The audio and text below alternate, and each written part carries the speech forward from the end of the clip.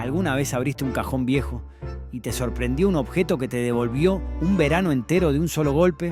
Esos platos en la casa de las abuelas, o las fuentes de vidrio con pie que están de adorno en algún mueble. Hoy vamos a activar esa memoria visual que creías dormida, porque lo que vas a ver ahora no son cosas, son escenas enteras esperando ser recordadas. Ponchera con vasitos colgantes. La ponchera era la estrella de las grandes ocasiones, no solo por su contenido, sino por su porte. No era un simple bowl, era casi un artefacto mágico que anunciaba fiesta, calor humano y el exótico exceso de fruta flotando en soda. La veías llegar a la mesa y ya sabías que la reunión iba a escalar en intensidad emocional.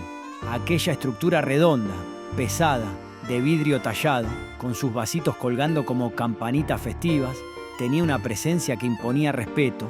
Era el centro de mesa antes de que existiera la palabra decoración con la connotación actual. Su diseño no era accidental, la base robusta aseguraba estabilidad contra los vaivenes de la alegría y el cristal grueso amplificaba los colores de la bebida. Cada familia tenía la suya y era casi un emblema de estatus social y buen gusto. Algunas de vidrio grueso y transparente, otras con relieves que parecían obras de arquitectura soviética o art déco tardío, con intrincados grabados que refractaban la luz de las velitas. Las más modestas venían heredadas de la tía soltera que siempre sabía dónde comprar lo bueno, quizás con alguna pequeña raspadura, testimonio de un brindis demasiado entusiasta. Quizás nunca las vimos llenas de la famosa y tan nombrada bebida que ya es un mito, el clericó o sangría. Pero hubo una época en la que creíamos que solíamos tomarlo. Ahí todo era fiesta. En Navidad o Año Nuevo, la ponchera funcionaba como sala de reuniones emocional. Los primos más jóvenes hacían cola para obtener el primer sorbo. Los adultos miraban con recelo la velocidad con la que descendía el nivel del líquido y todos brindaban con esos vasitos diminutos que se descolgaban uno por uno. El clink de esos vasos, al chocar con el borde grueso de la ponchera o entre sí, era la banda sonora de la felicidad analógica. Los vasitos colgantes eran la clave estética y funcional. Estaban diseñados para maximizar la cantidad de porciones sin ocupar espacio adicional, asegurando que el servicio fuera siempre colectivo e inmediato. Eran pequeños, obligando a los invitados a rellenar pronto, creando un flujo constante de interacción y movimiento alrededor del altar del ponche. Era un objeto que nunca fallaba. Si había ponchera, había fiesta. Si había vasitos colgantes, había reunión extendida. Y si había clericó, había verano en la sangre, incluso en pleno invierno. Verla en una casa es encontrar un fósil maravilloso, una evidencia inequívoca de que ese hogar todavía guarda una pulsión festiva intacta y que valora la ceremonia compartida por encima de la practicidad individual. Salseras. La salsera era el micrófono de la abuela, el instrumento que abría el espectáculo gastronómico del domingo. No importaba si la comida era sofisticada o humilde, la presencia de la salsera convertía cualquier almuerzo en una ceremonia, elevando el acto de comer a una experiencia casi teatral. Su forma delicada, con su asa curva y su pico vertedor, la hacía parecer un pequeño navío anclado en la mesa. A veces era de porcelana blanca inmaculada, reservada solo para la nata o salsas pálidas. Otras lucían patrones de flores que ya nadie fabrica, o un borde de oro difuminado por décadas de lavados. Su sola presencia hacía que la salsa pareciera más importante que el plato principal. En los 70 y 80, cada casa tenía por lo menos dos. La salsera buena para las visitas y las fiestas de guardar, que se guardaba en el aparador más alto junto a la cristalería.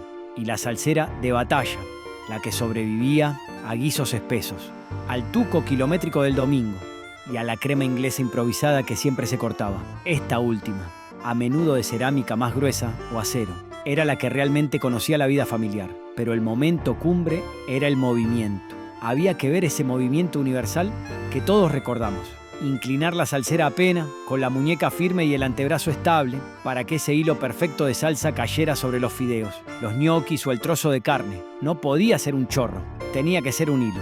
Una pincelada, era elegancia pura, pero un mal ángulo podía arruinar una camisa, o, peor, la composición estética del plato. Cuando la abuela o la madre decía, pásame la salsera, se abría un workflow de interacción que recorría la mesa entera. Los chicos la pasaban con miedo reverencial, temiendo el desastre y la mancha de tuco que implicaba la desgracia. Los adultos con solemnidad, como si estuvieran trasladando un documento de Estado. Y cuando volvía a manos de la anfitriona, todos sabían que en unos segundos ese plato iba a transformarse, porque la salsa tenía poder, el de unificar sabores y disimular imperfecciones. Y la salsera, por extensión, tenía autoridad, la de dictar el punto final de la preparación. Hoy casi no se ven. Las cocinas modernas la reemplazaron por bowls genéricos o por la filosofía del self-service, donde cada uno se sirve desde la olla. Pero basta verla en una foto antigua o en el fondo de un cristalero para que vuelva el olor inconfundible del tuco del domingo. La mesa larga de formica, la radio de fondo con los tangos o el fútbol y esas charlas interminables donde la vida, aunque dura, parecía siempre más amable gracias a un buen plato y un buen chorro de salsa. La salsera era el portador del sabor concentrado, el nexo entre el arte de la cocina y el paladar satisfecho de la familia. Mantequera. La mantequera era, sin exagerar, la caja fuerte del desayuno argentino. No era solo un recipiente, era una declaración de principios sobre cómo se debe comenzar el día, con orden, ceremonia y una manteca inmaculada. A esa manteca no entraba cualquiera, solo los elegidos, los que sabían cortar en línea recta, los que entendían que la manteca no se raspaba como si fuera una piedra, sino que se perfilaba con lógica helvética. Su tapa gruesa, muchas veces de vidrio tallado, de acrílico rugoso o de porcelana con el típico diseño de la vaquita, generaba un silencio reverencial al levantarla. Ese sonido seco, casi ceremonial, al separar la tapa de la base, marcaba el inicio del día y el permiso para acceder al preciado oro amarillo. En los 70 y 80, la mantequera era parte de la identidad de la casa. Los mayores decían, tráeme la mantequera, nunca tráeme la manteca, porque no era lo mismo. Implicaba orden, estética y protocolo. Se traía la pieza completa y se colocaba en el centro de la mesa. La manteca, siempre rectangular, siempre perfecta. O al menos así debía comenzar. Descansaba en un estado casi escultórico sobre su base. Parecía como si un corte incorrecto fuera una ofensa a la estética y un acto de egoísmo que dejaba a los siguientes comensales con una pieza deforme y difícil de untar. La mantequera, paradójicamente, era un objeto pequeño que generaba grandes discusiones sobre el civismo matutino, pero también era una metáfora de otra época, la de la calma, el tiempo necesario para untar la tostada o el pan casero, para mirar el desayuno como si fuera un canvas artesanal. Su diseño buscaba una temperatura intermedia, lo suficientemente fría para mantener la forma y evitar la rancidez, pero no tan fría como para ser imposible de cortar. La tapa no solo protegía, sino que mantenía una microatmósfera que era esencial. Ver una mantequera real es un viaje en ascensor hacia la mesa familiar, y ese pequeño placer indelegable de cortar la manteca justa, en un bloque liso, ideal para untar. La mantequera era más que un contenedor. Era estilo, una declaración sobre la importancia del ritual y una forma de vivir el desayuno con cierta épica cotidiana que se ha perdido en el apuro del café de paso. Pingüino. Los pingüinos eran la jarra oficial de cualquier bodegón, pero también del hogar que sabía recibir a sus invitados con calidez y sin pretensiones. Su forma redondeada, con ese pico largo que parecía un pico real y los ojos incrustados en el vidrio, los convertía en criaturas simpáticas de la mesa, casi un invitado más. Eran un icono del diseño utilitario argentino, y aunque estaban hechos específicamente para servir vino, terminaban llevando de todo: soda, vino cortado, agua fresca y hoy, hasta el jugo tang preparado con exceso de polvo, que dejaba una huella dulzona en su interior. En los 70, un pingüino sobre la mesa era una declaración estética y económica, era decir, acá se come con cariño, no con lujo, pero con servicio. El vino común, ese que venía en damajuana o botella retornable, cobraba otra categoría dentro del pingüino, se transformaba. El sabor no cambiaba, claro, pero la ceremonia sí. Servir desde el pingüino era un acto de respeto hacia el comensal, era el servicio elegante de un mundo accesible. La democratización del buen beber en la mesa diaria. El ritual de llenado era clave. El vino se volcaba lentamente y la forma panzona del pingüino aseguraba que se decantara ligeramente, liberando algunos aromas. Los chicos lo agarraban con fascinación, intentando imitar a sus mayores, a menudo con resultados desastrosos. Los adultos lo servían con cuidado, sabiendo que la jarra, por su peso y forma, requería un manejo firme, y todos sabían que, si el pingüino estaba en la mesa, la charla iba a durar. Estos objetos tenían algo en común con los abuelos. Parecían haber nacido viejos por su estilo atemporal, pero también parecían imposibles de romper, hechos para la eternidad. La jarra pingüino representa la cultura del vino de mesa cotidiano, aquel que se bebe no para catar, sino para acompañar la comida y lubricar la conversación. Hoy sobreviven en restaurantes que se resisten a la modernidad líquida y se aferran a la tradición, en casas donde la memoria pesa más que el minimalismo, y en mercaditos de pulgas, donde aún brillan como pequeñas reliquias del buen vivir. Un pingüino no es solo un recipiente, es un relato de sobremesas interminables, de anécdotas compartidas y de la nobleza del vino popular.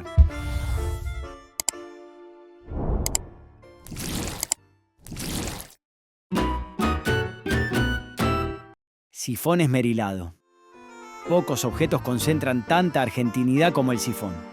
Pero el sifón esmerilado, eso ya es premium emocional. Su cuerpo grueso, translúcido, con tonos que iban del verde botella al celeste aguamarina. Era casi un mueble más de la cocina o el comedor. Se distinguía del sifón común por su textura opaca, que le daba un aire de objeto antiguo y noble. Y su peso, mamita, levantar un sifón cargado, lleno de agua carbónica, era como entrar a un gimnasio vintage. Su diseño en vidrio grueso no era solo estético, sino funcional, necesario para soportar la enorme presión interna del gas. El ritual del sifón era una coreografía precisa, desde la logística hasta la ejecución en la mesa. Primero, el almacén o la sodería, ese mostrador húmedo, con el aroma a papel de diario y grasa, donde los sifones llenos esperaban como soldados listos para la batalla. Después, la vuelta para casa, con el sifón frío pegado al muslo, señal de frescura y la promesa de burbujas. La soda del sifón no era solo bebida, era una experiencia. La abuela la usaba religiosamente para cortar el vino con el equilibrio justo.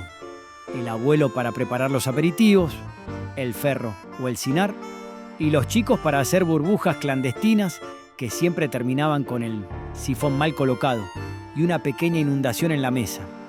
El chorro del sifón era más potente, más fino y más frío que cualquier otra soda embotellada. Su sabor, levemente metálico por el pico, era el sabor de la tradición. Y aunque hoy existan sifones plásticos y de diseño triste que intentan emular la presión, nada compite con ese vidrio esmerilado, pesado, luminoso, casi escultórico. El esmerilado, además, disimulaba la neblina o la condensación. Si hoy ves uno en una cocina, lo sabés. Esa casa tiene historia, honra la tradición y entiende que la mejor soda es la que viene con el peso de la memoria. Vajilla de vidrio caramelo. La vajilla caramelo no se rompía. Era una promesa familiar, un juramento tácito de que esos platos sobrevivirían a la guerra nuclear. Parecía fabricada en un laboratorio militar o por una alquimia secreta. Ese vidrio ámbar, grueso, eterno, tenía una estética que hoy se reivindica como retro chic, pero que en los 70 era simplemente lo que había. Y qué bueno que estaba, porque combinaba resistencia con un calor visual inigualable. Los platos caramelo, a menudo de marcas como Pyrex o sus equivalentes locales, eran democráticos y multifuncionales. Servían guiso, sopa, ravioles, el postre de flan, ensalada y lo que hiciera falta, pero su verdadera proeza era la resistencia. Resistían hornos, heladeras, microondas y 1000 caídas sobre el piso de baldosas que hubieran pulverizado la porcelana más fina, si se caían.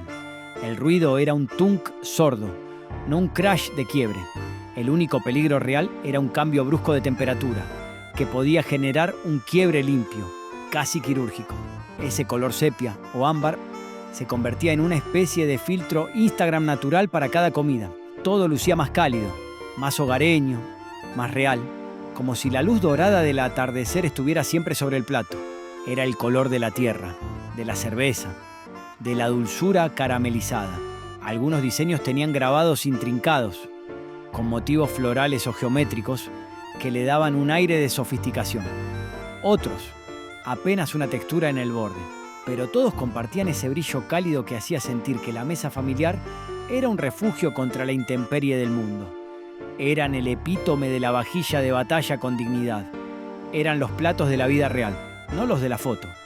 Hoy son objetos de culto en ferias vintage y tiendas de diseño, pero para quienes crecimos viéndolos, son simplemente parte del ADN afectivo. Ver un plato caramelo es recordar la sensación del tenedor raspando el vidrio duro sin temor a rayarlo. Un sonido que acompañó incontables almuerzos de infancia. Fuente de vidrio con pie.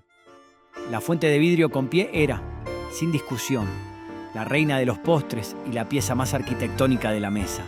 Ese pedestal no era un mero adorno. Elevaba el contenido a otra categoría. No era una fuente, era un escenario y lo que se colocara allí era la obra principal, cuando la abuela la sacaba del armario alto, ese que nadie podía alcanzar sin una silla o el permiso de los mayores. Sabías que venía algo importante. Algo que rompía la rutina. Podía contener la temblorosa y brillante gelatina tricolor, el sobrio postre vigilante gourmet o aquel infaltable clásico familiar, el merengue con crema y frutillas. La fuente, generalmente de vidrio transparente, brillaba bajo la luz del comedor, refractándola y creando destellos, como si supiera que estaba cumpliendo un rol clave en la ceremonia del domingo o el cumpleaños. La altura del pie obligaba a la gente a admirar el postre antes de comerlo. Se creaba una anticipación. El pie simbolizaba la dedicación. Nadie se tomaba el trabajo de poner una fuente con pie si el postre no merecía el ascenso. Hoy son raras, reemplazadas por bases planas o recipientes más utilitarios. Pero cada vez que aparece una, en una pastelería o en un hogar, el corazón pega un pequeño salto de nostalgia. Es un recordatorio de que la comida, a veces, también es arquitectura de la felicidad. ¿Cuál de todas estas cosas seguís teniendo en tu casa? Déjanos tu comentario. Servilletero. El servilletero era un objeto humilde, pero indispensable. Tenía algo de torre de control de la mesa, una estación de servicio de papel. En los 70 y 80 no existía la servilleta descartable suave y grande moderna. Existía el clásico cuadrado finito, blanco, áspero, que venía apretado dentro de un servilletero de metal, madera o plástico transparente, listo para ser dispensado en el momento justo. El diseño del servilletero, generalmente con forma de U invertida o una caja abierta, obligaba a doblar las servilletas de una manera específica para que salieran de a una, aunque siempre salían tres.